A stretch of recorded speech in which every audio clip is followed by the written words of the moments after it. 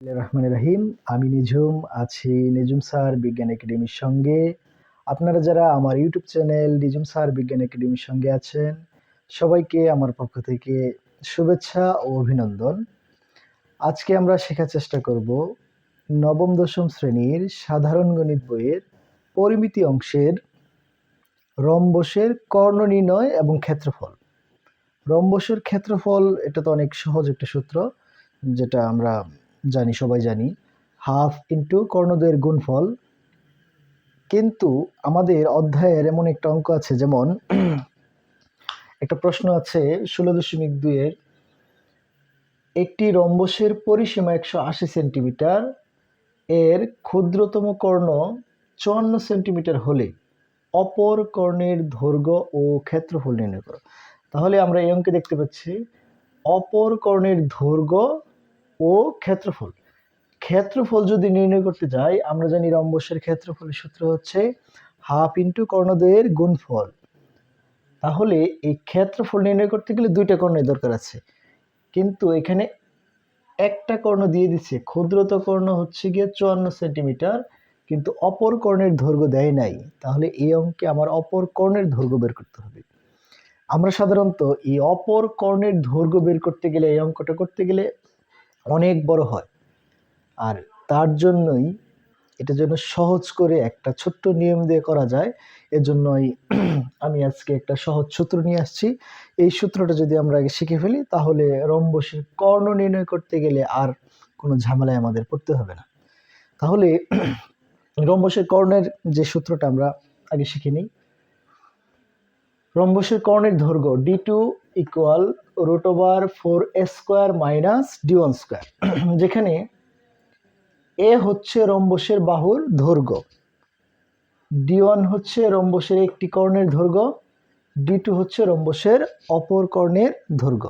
তাহলে এই রম্বসের কর্ণের দৈর্ঘ্যের সূত্র হচ্ছে d2 equal √4 into a² minus d1², যেখানে এ হচ্ছে রম্বসের বাহুর দৈর্ঘ্য, d1 এবং d2 হচ্ছে রম্বসের দুইটা কর্ণের দৈর্ঘ্য। তাহলে আমাদের অঙ্কে এখানে রম্বসের পরিসীমা দেওয়া আছে, একটা কর্ণের দৈর্ঘ্য দেওয়া আছে। অপর কর্ণের দৈর্ঘ্য যদি বের করতে যাই, তাহলে তো আমার রম্বসের বাহুর দৈর্ঘ্য লাগবে, কিন্তু এখানে কোথাও বাহুর দৈর্ঘ্য দেয়া নেই, কিন্তু রম্বসের পরিসীমা দেওয়া আছে। পরিসীমা বলতে কি বুঝি? যেমন একটা রম্বসে কয়টা বাহু? 4টা বাহু। এই 4টা বাহুর সমষ্টি বা যোগফল যেটা, সেটাই তার পরিসীমা। আর আমরা এটাও জানি যে রম্বসের প্রত্যেক বাহুর দৈর্ঘ্য সমান। যেমন বর্গের প্রত্যেক বাহুর দৈর্ঘ্য সমান, ঠিক তেমনি রম্বসেরও প্রত্যেক বাহুর দৈর্ঘ্য সমান। যেমন আমরা যদি বর্গ অঙ্কন করি, এরকম হয়,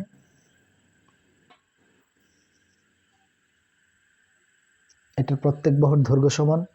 বর্গের যদি কানে ধরে টান দিই আমরা, তাহলে এটা এরকম বাঁকা হয়ে যায়। এই বাঁকা হয়ে যেটা হয়, সেটা হচ্ছে রম্বস। বর্গের যেমন প্রত্যেকটা বাহুর দৈর্ঘ্য সমান, এই রম্বসেরও প্রত্যেকটা বাহুর দৈর্ঘ্য কি সমান। তাহলে এখানে রম্বসের পরিসীমা দিয়ে দিয়েছে 180 সেন্টিমিটার। পরিসীমা বলতে তার 4 বাহুর সমষ্টি এখানে আছে, সেখান থেকে আমরা একটা বাহুর দৈর্ঘ্য বের করে নেব, আর একটা কর্ণ দেওয়া আছে, অপর কর্ণের দৈর্ঘ্য বের করে ফেলব।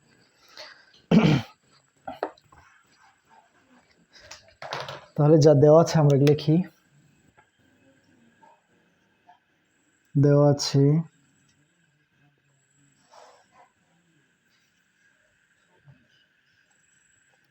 রম্বসের পরিসীমা, রম্বসের পরিসীমা 180 সেন্টিমিটার।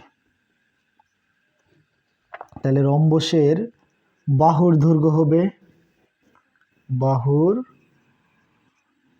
দৈর্ঘ্য, এটাকে এ দ্বারা প্রকাশ করব, এ ইকুয়াল, যেহেতু পরিসীমাতে 4টা বাহুর দৈর্ঘ্য দেওয়া আছে, তাহলে রম্বসের আমরা এক বাহুর দৈর্ঘ্য যদি বের করি, তাহলে এই পরিসীমাকে 4 দ্বারা ভাগ করলে এক বাহুর দৈর্ঘ্য পাবো। পরিসীমা ছিল 180, এটাকে ভাগ করলাম 4 দ্বারা, এত সেন্টিমিটার। 4 দিয়ে যদি 180-কে ভাগ করি, হবে 45 সেন্টিমিটার। এই হচ্ছে রম্বসের এক বাহুর দৈর্ঘ্য। আর আমার দেওয়া আছে এর ক্ষুদ্রতর কর্ণ 54 সেন্টিমিটার। তাহলে লিখব রম্বসের ক্ষুদ্রতর কর্ণ, ক্ষুদ্রতর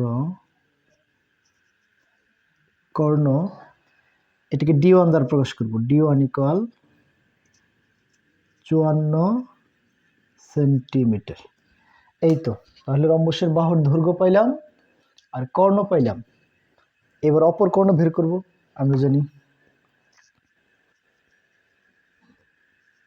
আমরা জানি রম্বসের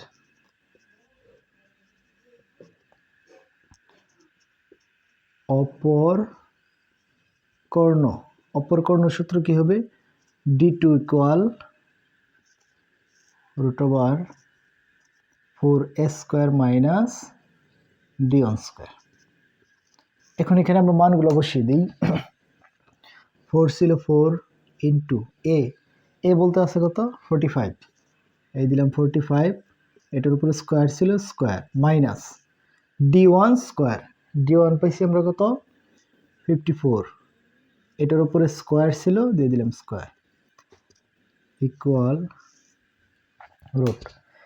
আমরা যদি এখানে 45 স্কয়ার করি, তার সাথে 4 গুণ আছে, তাহলে 45 স্কয়ার করে যা পাবো তার সাথে 4 গুণ করব। 45 স্কয়ার এবং 4 যদি গুণ করি, এটা পাবো আমরা 8100, মাইনাস এখানে 54 আছে, 54 যদি স্কয়ার করি তাহলে পাবো 2916। আমি এই মানগুলা ক্যালকুলেটর দিয়ে আগে বের করে নিয়েছি, তোমরা এটা ক্যালকুলেটরের সাহায্যে বের করে নেবে। 8100 থেকে 2916 যদি বাদ দিই তাহলে থাকে 5184। এই 5184-কে যদি আমরা রুট করি তাহলে আসবে 72 সেন্টিমিটার। এই 72 সেন্টিমিটার কার মান? D2 এর মান। D2 হচ্ছে কি? অপর কর্ণ। তাহলে আমরা দুইটা কর্ণের দৈর্ঘ্য পেয়ে গেছি, একটা D1 একটা D2। আমার অঙ্কে কি চাইছিল? অপর কর্ণের দৈর্ঘ্য। তাহলে অপর কর্ণের দৈর্ঘ্য একটা পাইছি, এটা একটা উত্তর। এবং কি বলছে? ও ক্ষেত্রফল নির্ণয়।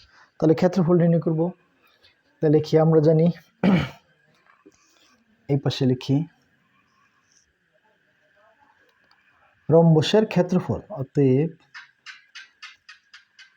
রম্বসের